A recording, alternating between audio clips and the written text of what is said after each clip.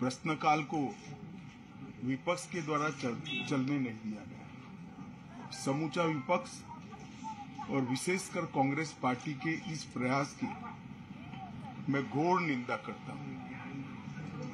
अरुणाचल में 8 की देर रात और 9 की सुबह घटी घटनाओं का हवाला देते हुए विपक्ष ने बहुमूल्य प्रश्नकाल को स्थगित करवा दिया।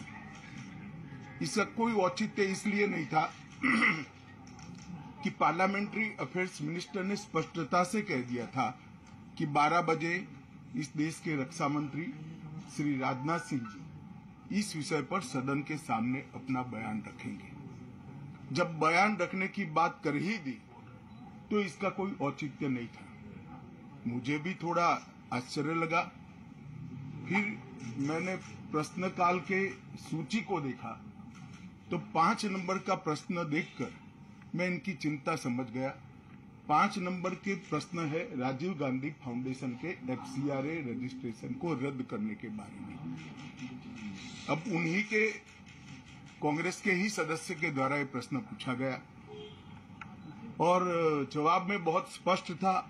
अगर तो मौका देते तो मैं सदन के पटल पर भी बताता कि राजीव गांधी फाउंडेशन को 2005-6 और 2006-07 के वित्तीय वर्षाल में चीनी दूतावास से 1,35,00,000 रुपए का अनुदान प्राप्त हुआ था।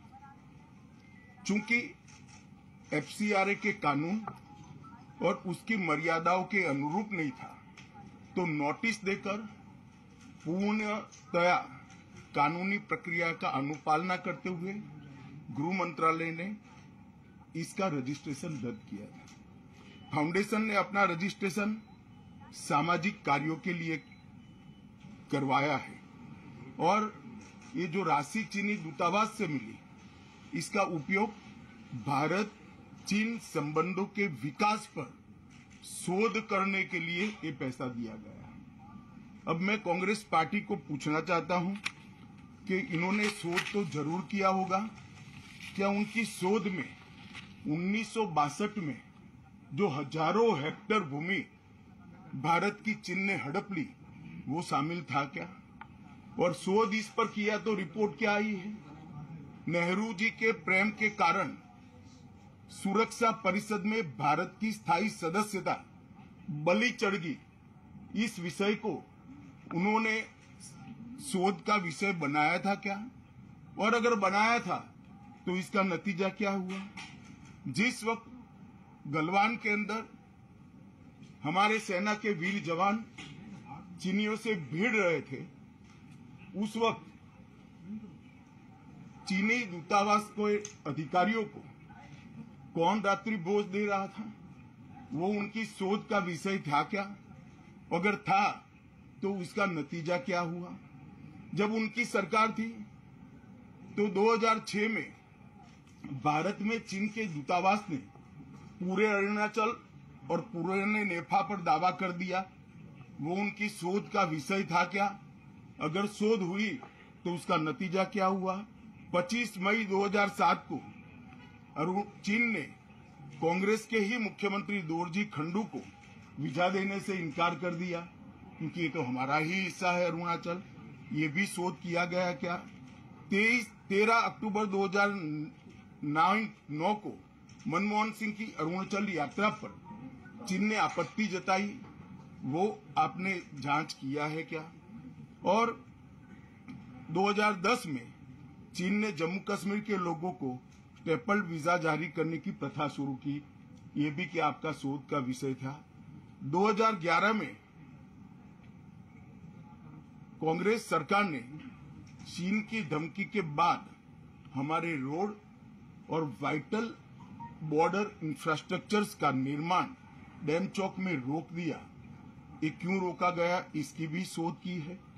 मैं कांग्रेस पार्टी को पूछना चाहता हूं, ये दोगला रवैया जनता के सामने नहीं चलता है।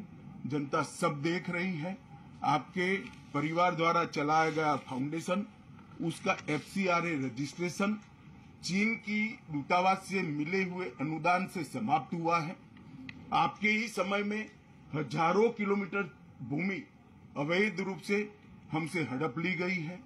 आपके ही समय में हमें मिली हुई सुरक्षा परिषद की सदस्यता आपने निजी संबंधों को बनाने के लिए चीन की भेंट कर दी है। ये सारी जनता ये सभी विषयों को जानती है।